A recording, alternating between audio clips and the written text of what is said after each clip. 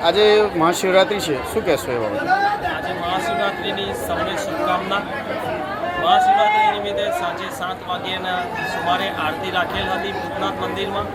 તદુપરાંત અત્યારે ભાંગની પ્રસાદીનું વિતરણ ચાલી રહ્યું છે અને મોટી સંખ્યામાં ભાવિક ભક્તો આવી ગયા છે અને ભાવિક ભક્તો ભૂતનાથ મહારાજને એમના મનની વાત રજૂઆત કરે છે અને ભૂતનાથ મહારાજ સ્વયં એમના મનની વાત સાંભળે છે અને એમના કાર્ય કરવા માટે ભૂતનાથ મહારાજ તત્પર હાજર રહે છે.